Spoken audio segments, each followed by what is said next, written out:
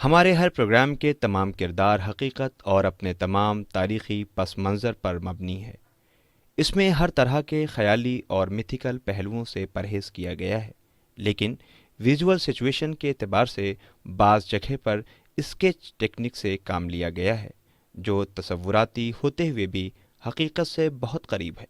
اور سارے پروگرام کے تمام تاریخی دستاویز قرآن مجید اور احادیث کے ساتھ ساتھ مختلف کتابوں سے لیے گئے ہیں، جو سند کے طور پر ہمارے پاس موجود ہے۔ خلق میں ان آنکھوں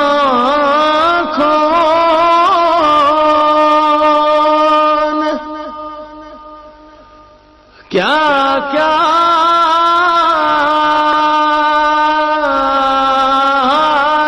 دیکھا۔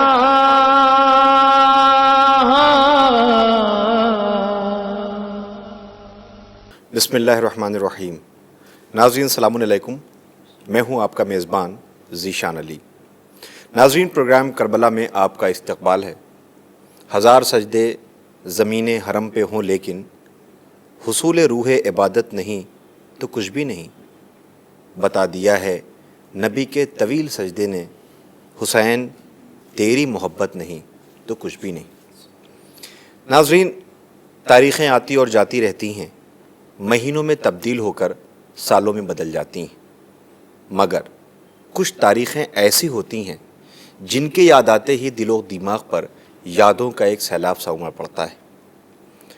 فلک پہ محرم کا چاند کیا نکلا، فضاؤں میں صدائے یا حسین بلند ہو رہی ہے۔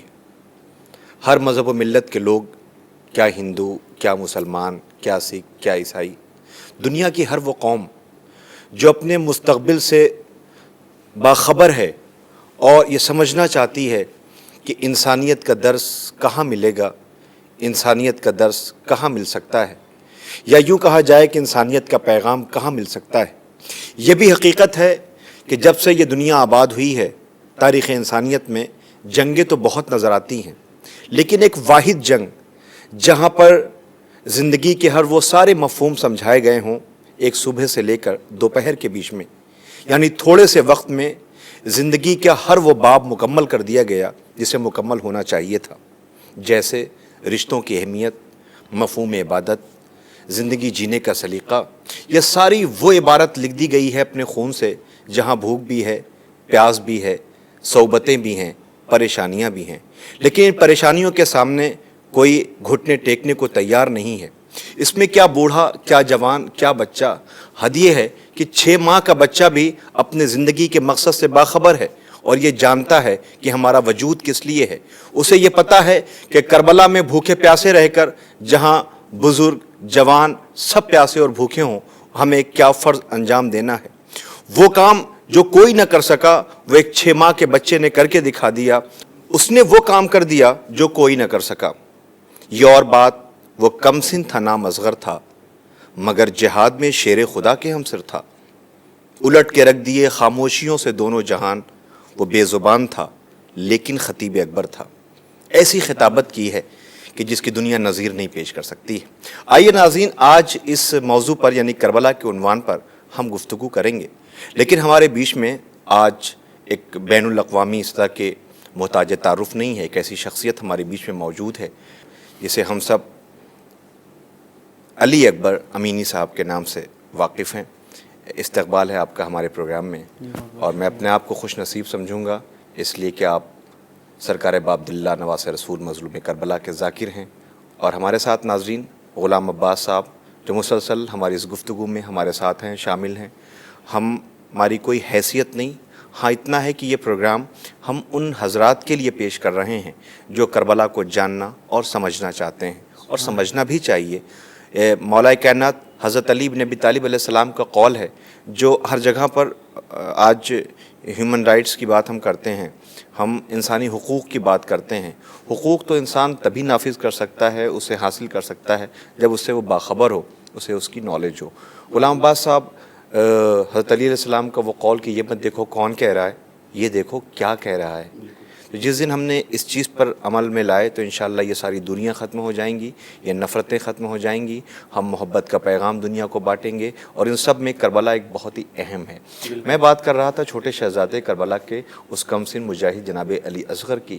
فطرت یہ ہے کہ جب کسی بچے کو چھوٹی سی بھی تکلیف ہوتی ہے تو اسے رونا چاہیے، لیکن کربلا میں نواس رسول حسین ابن علی علیہ السلام اپنے جس کم سن مجاہد کو لے کر کے گئے ہیں، وہ پیاس سے جاں بلب ہے، وہ پیاس سے تڑپ رہا ہے، لیکن یہ بچہ جسے بخوبی واقف ہے کہ ہمیں کیا کرنا ہے، مظلوم کربلا نے کربلا میں آواز دی تھی، ہے کوئی جو میری نصرت کے لیے آئے، تو اس بچے نے اپنے آپ کو گرایا ہے گہوارے سے۔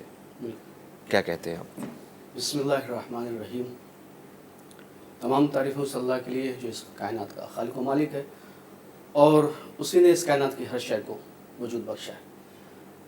دیکھیے، جہاں تک بات کربلا کی ہے تو میں یہ عرض کر دوں کہ دنیا میں بہت سارے ایسے مارکے یا ایسے واقعے پیش آئے ہیں کہ جن میں جوانوں نے بھی قربانی دی ہے اور بچوں نے بھی قربانی دی ہے، لیکن اگر ہم بات کربلا کی کریں تو کربلا میں جو نظیر، جو مثال ہمیں ملتی ہے وہ کہیں نہیں ملتی ہے۔ بے شک، کیونکہ جہاں ایک 80 سال کا ضعیف تھا، وہیں 6 مہینے کا بچہ بھی تھا۔ بے شک۔ بات حضرت علی اصغر کے سلسلے سے ہو رہی ہے تو میں یہ عرض کر دوں کہ جناب علی اصغر 6 مہینے کے تھے، لیکن انہیں اتنی سمجھ تھی، ٹھیک ہے۔ اب کوئی اگر یہ کہے کہ کیسے تھی 6 مہینے کے بچے، تو حضرت عیسیٰ، جناب عیسیٰ جب پیدا ہوئے تو آپ نے کہا کہ انی عبداللہ آتانی الکتاب وجعلنی نبیہ۔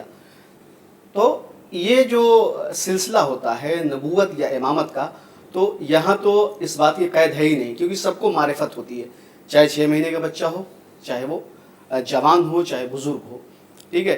حضرت علی اصغر نے جو اپنی وہ قربانی وہ پیش کی ہے، حضرت امام حسین علیہ السلام جناب علی اصغر کی، تو یہ قربانی بھی بہت عظیم تھی۔ اور یہ اب جہاں تک آپ نے ابھی شروعات میں یہ کہا کہ ہیومن رائٹس کی، تو بات اگر ہم کربلا کی کریں تو کربلا اسی لیے تمام اقوام عالم میں، دنیا کی ہر قوم میں اس لیے جانی جاتی ہے کہ یہ جو قربانی دی گئی ہے یہ قدر نوع بشر، انسان کی زندگی کی قیمت کیا ہے۔ ایک انسان جو حاکمانہ نظام چلا رہا تھا، ڈکٹیٹر تھا، جابرانہ حکومت کر رہا تھا، اور اسے انسان کی زندگی کی کوئی قیمت نہیں تھی اس کے نزدیک۔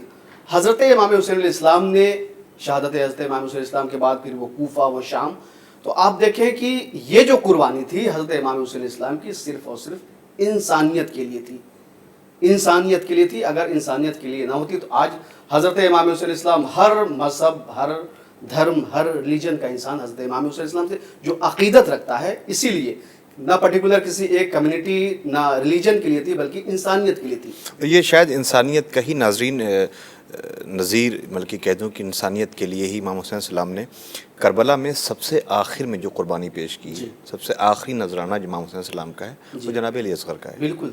جبکہ کربلا میں جو چیز سوچنے کی ہے، ایک سوال پیدا ہو سکتا ہے، ایک سوال کیا جا سکتا ہے کہ امام حسین کے انصار پہلے شہید ہوئے، اعزہ بعد میں، اور ان میں سب سے آخری جناب علی اصغر۔ تو ایک سوال آ سکتا ہے، جہاں بہت سے سوالات ہیں، کہ امام حسین کو چاہیے یہ تھا کہ پہلے اپنے گھر، اپنے گود کے پالوں کو قربان کرتے، اپنے بیٹوں کو قربان کرتے، مہمان جو آپ کے آئے تھے، جو آپ کے انصار تھے، انہیں بچا لینا چاہیے تھا، پہلے انہیں قربانی کیوں دی؟ کیوں؟ کیا کہتے ہیں آپ؟ دیکھیے، بالکل یہ حقیقت ہے۔ جہاں تک 2 باتیں آپ نے اس میں عرض کی، پہلی بات تو یہ کہ اگر ہم واقعات کربلا کو پڑھیں، اسے دیکھیں، سمجھیں، تو میں یہ عرض کر دوں کہ یہ ہو ہی نہیں سکتا تھا کربلا میں کہ پہلے آپ کے اعزہ شہید ہو جاتے، بعد میں انصار جو تھے وہ شہید ہوتے۔ آپ دیکھیں، شب عاشور چراغ بجھا دیا جاتا ہے، حضرت امام حسین علیہ السلام بجھا دیتے ہیں اور کہتے ہیں جسے جانا ہے وہ چلا جائے۔ جب چراغ پھر روشن کیا جاتا ہے تو اب یہی، جس میں سب سے پہلے سرکار وفا حضرت ابوالفضل عباس اٹھے اور کہا کہ آقا یہ کیسے ممکن ہے کہ ہم آپ کو چھوڑ کے چلے جائیں، ٹھیک ہے۔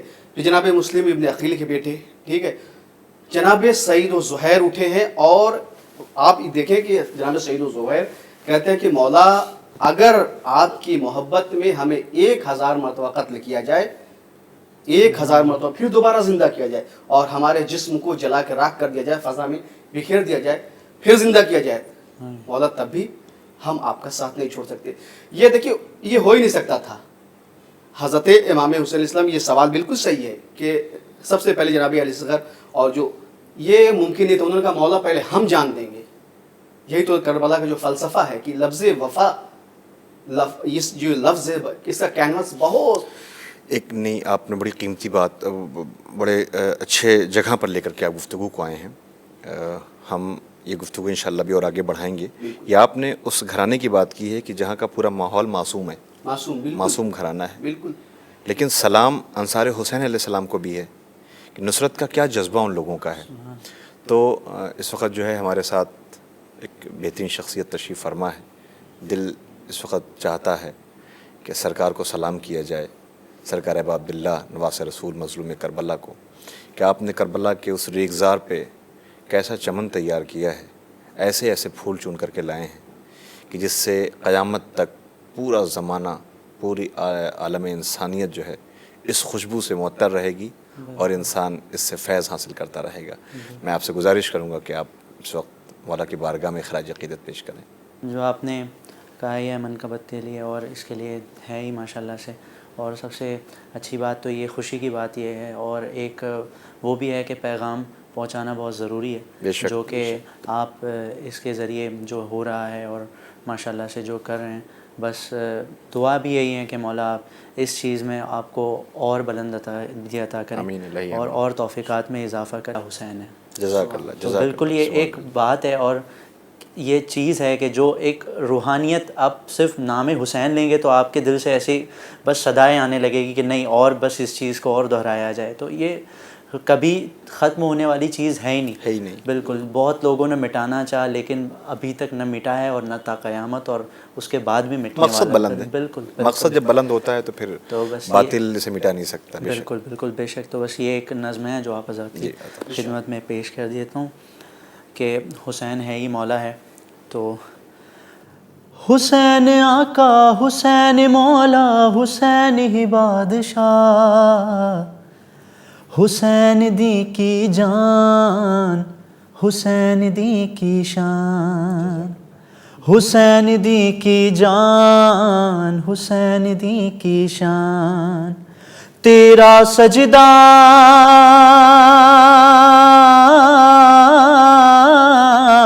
تیرا سجدہ دیکھ کے ساری دنیا ہے حیران. حسین دی کی جان, حسین دی کی جان, حسین دی کی شان. تو شہ کے در سے کچھ بھی مانگو دیکھو کیا مل جاتا ہے. ارے کچھ بھی مانگو ان کے در سے لاکھ گنا مل جاتا ہے. کچھ بھی مانگو ان کے در سے 7 گنا مل جاتا ہے. گر نہ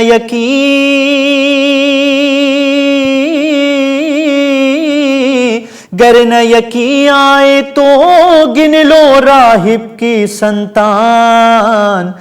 حسین دی کی شان, حسین دی کی جان, حسین دی کی شان. اور ابھی شہزادہ علی اصغر کا ذکر ہو رہا تھا. کیا شان ہے مولا کی کہ لاکھوں کا, ہاں لاکھوں کا, ارے لاکھوں کا لشکر ہے تیرا, پر سن لے شیطان یزید.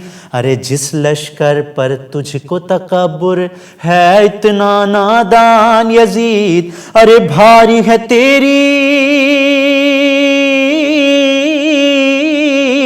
بھاری ہے تیری فوج پہ بس ایک اصغر کی مسکان. حسین دی کی جان, حسین دی کی جان, حسین دی کی شان. پیغام کی بات ہو رہی تھی. کیا شان ہے مولا کی. دیکھیں کہ ایک اندھیرا شمر ستمگر کی آنکھوں پر چھانے لگا. ارے آنے لگا ماتھے پہ پسینہ, دل میں وہ گھبرانے لگا. پڑھنے لگا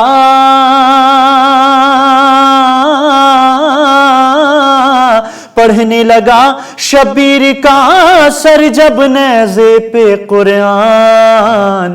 حسین دی کی جان, حسین دی کی جان، حسین دی کی شان، تو ماتھے پر رومال زہرا دیکھ کے حر خوش ہونے لگا، ارے ماتھے پر رومال زہرا دیکھ کے حر خوش ہونے لگا، بن گئی جب بگڑی ہوئی قسمت فخر سے حر یہ کہنے لگا، ارے دنیا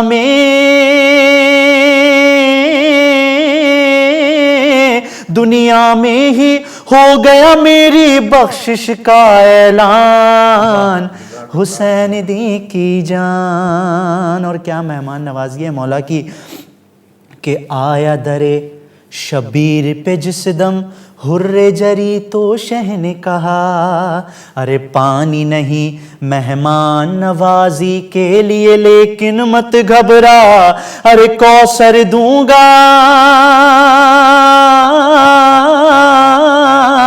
کوثر دوں گا تجھ کو، آخر تو ہے میرا مہمان، حسین دی کی جان، حسین دی کی جان، حسین دی کی شان۔ اور یہ بن کے مولا نے کیا خواہش کی تھی دیکھے گا کہ خواہش تھی مولا کی اگر بھارت میں آ جاتے مولا، خواہش تھی مولا کی اگر بھارت میں آ جاتے مولا، بھارت میں بھی بہتا ہوتا علم و شجاعت کا دریا، ارے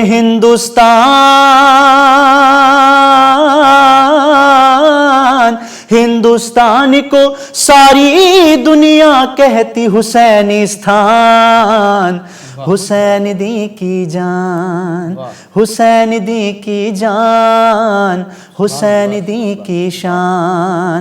تو اے اکبر ساری دنیا میں کس میں بھلا ہے اتنا دم، ارے اتنا لٹائے جتنا عزائے شہ پہ لٹا دیتے ہیں ہم، شہ کے عزا،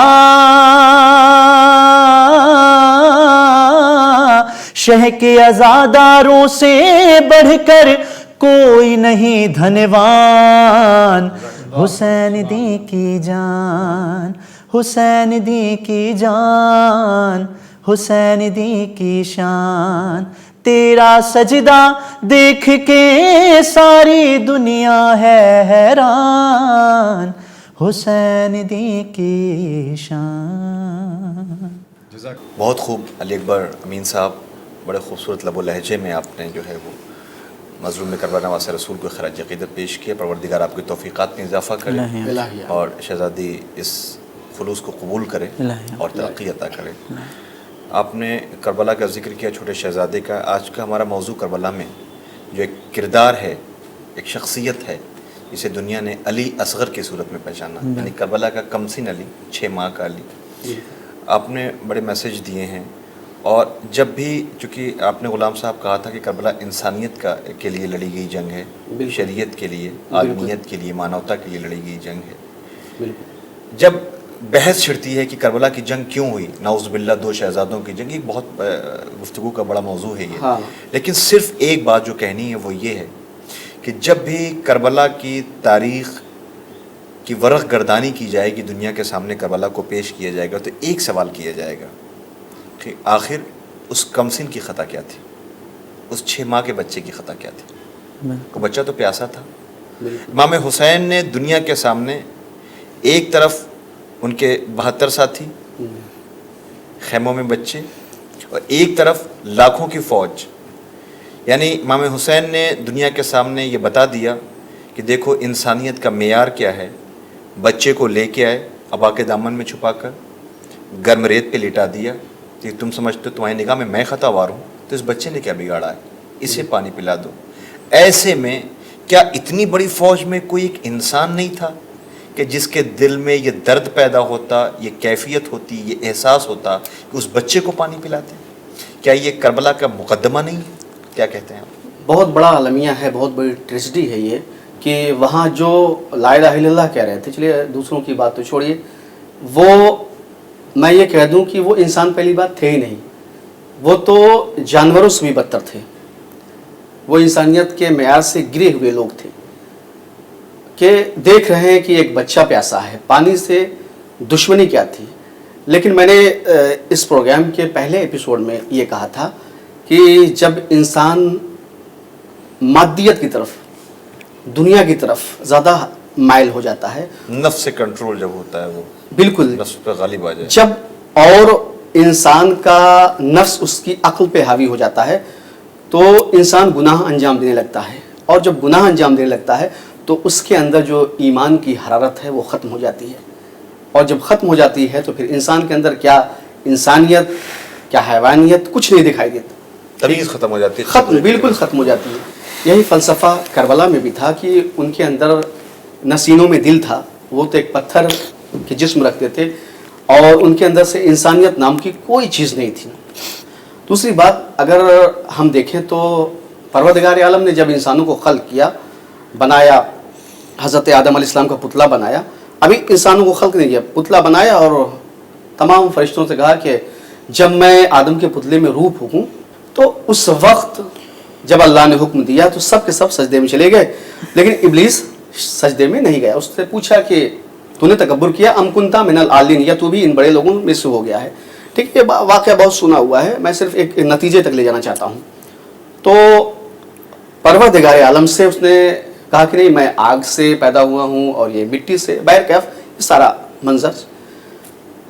ابلیس کو بارگاہ خداوندی سے نکال دیا گیا. ٹھیک ہے, اللہ نے انسان کو کیا, اشرف الخلائق, اشرف المخلوقات بنایا, یعنی جتنے بھی اللہ نے جتنی بھی چیزیں اس کائنات میں خلق کی ہیں, سب سے اشرف انسان ہے, سب سے اشرف. تو یہ بتائیے جب اللہ نے اشرف کہہ دیا تو پھر کوئی تو ایسی دلیل ہونی چاہیے تھی, کوئی تو ایسا ثبوت ہونا چاہیے تھا جس کی بنا پہ یہ کہا جائے کہ نہیں یہ انسان اشرف ہے. بھائی اشرف ہونے کی کیا دلیل ہے؟ تو دلیل ہمیں کربلا سے ملتی ہے. آپ دیکھیں کہ وہ موت جس کے تصور سے سورما کانپے, جب موت کا نام آتا ہے تو انسان گھٹنے ٹیک دیتا ہے, لیکن پسینہ آ جاتا ہے.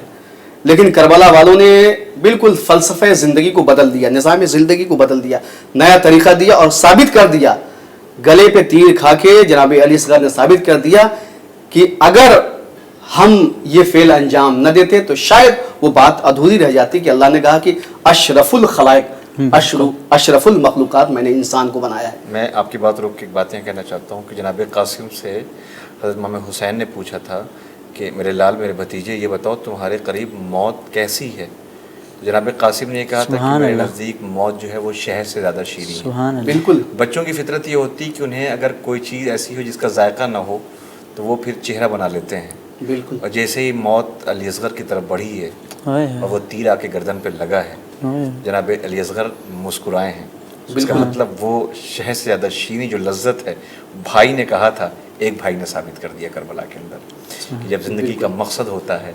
بڑی اچھی بات غلام صاحب, بہت بہت شکریہ. چونکہ ہمارا وقت ختم ہوتا ہے. ناظرین, میں یہ سمجھتا ہوں شاید بات ادھوری نہیں ہے. انسان جب عبادت کے مفہوم کو سمجھ لیتا ہے, زندگی کو سمجھ لیتا ہے, زندگی کا مقصد طے کر لیتا ہے اور یہ سمجھ لیتا ہے کہ ہم اس دنیا میں کیوں آئے ہیں, تو پھر کربلا اس کے سامنے نمونِ عمل بن جاتی ہے. بڑا عجیب منظر ہے کربلا کا, جہاں ہائے پیاس کی آوازیں ہیں, بچوں کا رونا ہے, پردیس ہے, غربت ہے, بیابان ہے, جنگل ہے, فوجوں کا بڑھتا ہوا ہجوم ہے.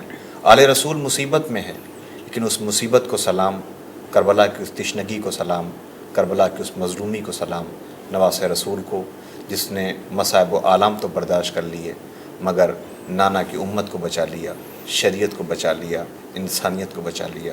علی اکبر صاحب, ہم آپ کی طرف رخ کریں گے اور آپ کے ساتھ ہم کربلا کے پیاسوں کی بارگاہ میں خراج عقیدت پیش کرنا چاہیں گے.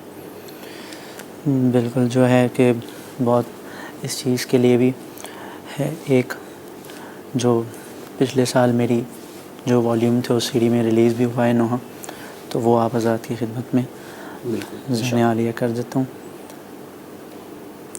روتے رہو حسین علیہ السلام پر, روتے رہو حسین علیہ السلام پر.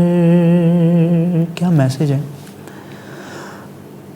بن جاؤ ایک مثال زمانے کے واسطے، مقصد حسینیت کا بتانے کے واسطے، مانگو خدا سے میثاق میں تمار کا ہنر، روتے رہو حسین علیہ السلام پر، وہ 3 دن کی تشنہ لبی یاد کیجئے، سوکھے گلے پہ قند چھری یاد کیجئے، وہ خاک و خون جسم وہ نوکے سینہ پہ سر، روتے رہو حسین علیہ السلام پر،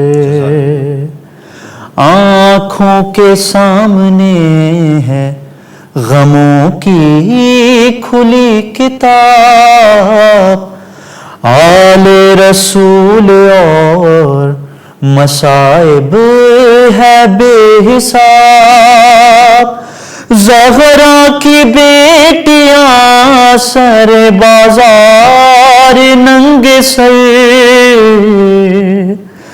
ہے روتے رہو حسین علیہ السلام پر، اور یہ سب کی جانب سے یا رب دکھا دے روضہ مظلوم کربلا،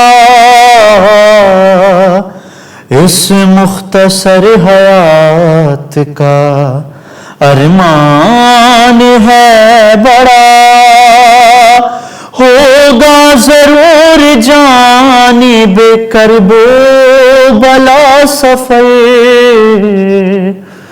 روتے رہو حسین علیہ السلام پر، اکبر ہو اور ذکر شہیدان کربلا، ہر دم رہے کلیم مصائب کا سلسلہ، دنیا سے زندگی نہ چلی جائے لوٹ کر، روتے رہو حسین علیہ السلام پر، سلام۔ جزاک اللہ زندہ باد۔ بڑے خوبصورت کلام اور مقصد رونے کا اپنے ان اشعار کے ذریعے ناظرین تک پہنچایا۔ تو ناظرین، ہمارے پروگرام کا وقت ختم ہو رہا ہے، چلتے چلتے ہم اپنے مہمانوں کا شکریہ ادا کرتے ہوئے آپ تشریف لائے۔ غلام صاحب، بڑی اچھی گفتگو آپ کی رہی اور آپ نے ہمیں ناظرین کی خدمت میں مقصد امام حسین علیہ السلام اور کربلا کو پہنچانے کی حتی الامکان کوشش ہم نے کی ہے ناظرین، لیکن ہاں یہ یاد رہے، روتے رہو حسین علیہ السلام پر۔ وہ کیوں؟ تاکہ دنیا سوال کرے کہ تم کیوں رو رہے ہو، تمہیں کس نے رلایا ہے، تو ہم رونے کا سبب بتا دیں کہ ظالم سے نفرت کرنا انسان کی فطرت میں ہے، اور ہم اپنی فطرت کو پہچانیں، اور جب بھی کوئی ظالم کسی پر ظلم کرے، کسی کا حق چھینے، کسی کو ستائے، کسی کو رلائے، کسی کو پریشان کرے، تو ہمیں اس کے خلاف آواز بلند کرنے کا یہ ہمارا حق بنتا ہے، اور کربلا یہ حق ہمیں دینا سکھاتی ہے، اور کربلا نے ہی ہمیں فلسفہ حیات سمجھایا ہے۔ تو آج کے لیے بس اتنا ہی، ہمارا انشاءاللہ یہ سلسلہ جاری رہے گا، ہم پھر حاضر ہوں گے، تب تک کے لیے ہم سب کو اجازت دیں، خدا حافظ۔ خلق میں